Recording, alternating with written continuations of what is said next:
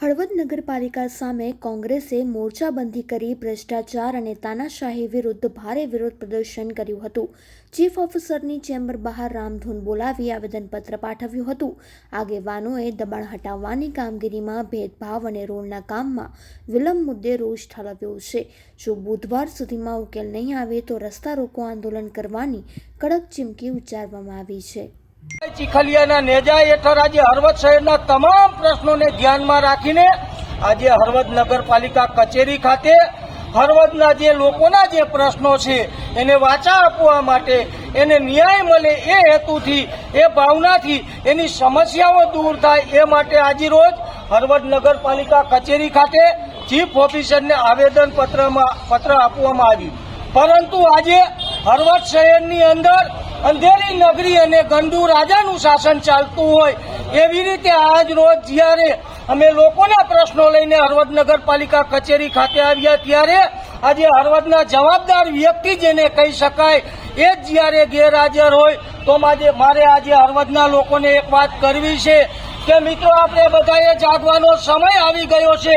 જો આજે હળવદ કોંગ્રેસના મોરબી જિલ્લાનું પ્રતિનિધિ આપણા માટે લડવા માટે જો હળવદ કચેરી ખાતે આવતું હોય અને ત્યારે જવાબદાર વ્યક્તિ હાજર ન રહેતું હોય તો હળવદના લોકોનું કોણ? આ મોટો ગંભીર પ્રશ્ન આજે હળવદના લોકો માટે વિચારવાનો સમય આવી ગયો છે। ખાસ કરીને આજે મારે હળવદના લોકો માટે જ્યારે એક વાત કરવી છે કે આજે છેલ્લા કેટલાય વર્ષોથી હળવદના લોકો અનેક પ્રશ્નોથી પીડાઈ રહ્યા છે, અનેક સમસ્યાઓનો સામનો કરી રહ્યા છે।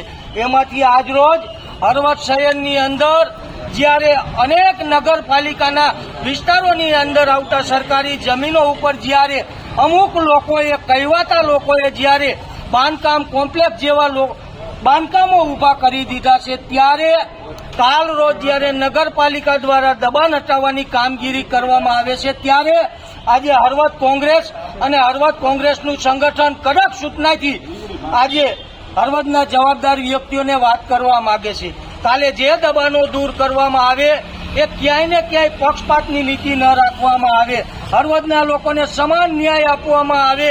આજે તમે જોવા જાવ તો છેલ્લા કેટલાય સમયથી મયુરભાઈ, એક વર્ષથી આજે હળવદ શહેરના નાના જે રોજનું ખાઈને સાંજે જમવાવાળા લોકોના આજે ધંધાઓ બંધ થઈ ગયા છે। કારણ કે આ લોકો પાસે કોઈ જાતનું આયોજન નથી। રસ્તાઓ બને છે તો એક સાઈડ ચાલુ હોય છે, એક સાઈડ બંધ હોય છે, જેથી અનેક પ્રમુખશ્રી એક્સિડન્ટો થઈ રહ્યા છે। મોટી ઉંમરના લોકોને ક્યાંક ને ક્યાંક, નાની દીકરીઓને લઈને પરીક્ષાનો સમય ચાલી રહ્યો છે, એવા સમયે ક્યાંક ને ક્યાંક પહોંચવામાં એમને મોડું થઈ રહ્યું છે। આ તમામ પ્રશ્નો અને સમસ્યાઓને ધ્યાનમાં રાખીને અમે આજે અહિંસક માર્ગે, ગાંધી ચિંધ્યા માર્ગે આજે આવેદનપત્ર આપવામાં આવ્યું છે। અને અહીંથી અમે વાત કરતા જઈએ છીએ જવાબદાર વ્યક્તિને કે આજે કોંગ્રેસ પાર્ટી અહિંસક આંદોલનના ભાગરૂપે તમને રજૂઆત કરી રહી છે, પરંતુ કાલ સવારે હળવદ શહેરના લોકોની સમસ્યા દૂર નહીં થાય તો અમે એ જ માર્ગ પસંદ કરવા માંગી છીએ જે આઝાદીની અંદર શહીદ ભગતસિંહે જે માર્ગ પસંદ કર્યો હતો। હળવદના લોકો માટે જે કાંઈ પણ કરવું પડે, જેવી ભાષા વાપરવી પડે, એ માટે કોંગ્રેસ પક્ષ હંમેશા હળવદ શહેરના લોકો સાથે પત્ર આપવા આવ્યા હતા। આવેદનપત્રના મુખ્ય મુદ્દાની જો વાત કરવી તો ખાસ જે દબાણ હટાવવાની કામગીરી હળવદમાં જે 1 મહિના પહેલા ચલાવી હતી, પરંતુ કોઈને કોઈ રાજકીય દબાવમાં બંધ કરી દીધી હતી। કારણ કે નાના નાના માણસોના, નાના લારી ગલ્લાવાળાના દબાણ આ અધિકારીઓ હટાવે છે, મોટા લોકોને કંઈ થતું નથી। એની વિરુદ્ધમાં અમે આવેદનપત્ર આપ્યું છે કે તમે શહેરના વિકાસ માટે જાહેર નડતરરૂપ દબાણ દૂર કરો, પરંતુ બધાને સમાન રીતે, એવું નહીં કે નાના વેપારીઓને, નાના લારી ગલ્લાવાળાનું દબાણ દૂર કરવાનું, મોટાનું નહીં કરવાનું। એ સિવાય દબાણ તમે દૂર કરો તો એ વેન્ડિંગ ઝોન હોય છે, આપણે વેન્ડિંગ ઝોનની કોઈ વ્યવસ્થા નથી। નાના લારી ગલ્લાવાળા કે વેપારીઓ હોય એમના માટે વ્યવસ્થા કરવામાં આવે।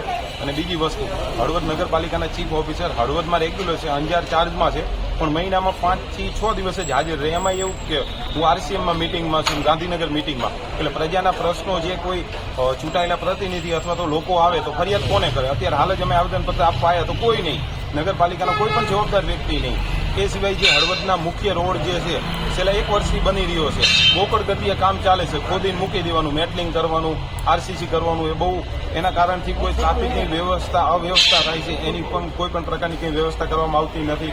એ સિવાય 1 નંબર ને 7 નંબરમાં જે રસ્તાના વિકાસના રોડના કામ ચાલુ છે એમાં પણ મહિનાથી ખોદીને મૂકી દીધું છે. કોઈ પણ પ્રકારની કામગીરી કરવામાં આવતી નથી. એના વિરુદ્ધમાં આજે અમે હળવદ નગરપાલિકા કચેરી ખાતે અમારા કોંગ્રેસના કાર્યકર્તાઓ અને આગેવાનો જિલ્લા પ્રમુખની હાજરીમાં અમે આવેદનપત્ર આપ્યું છે અને આવતીકાલે દબાણ દૂર કરવાની જે કામગીરી કરશે એમાં કોઈ પણ પ્રકારનો જો ભેદભાવ રાખશે તો આવતીકાલે અમે રસ્તા ઉપર જ બેસી અને રોડ બ્લોક કરશું, એ ખાસ નોંધ લે.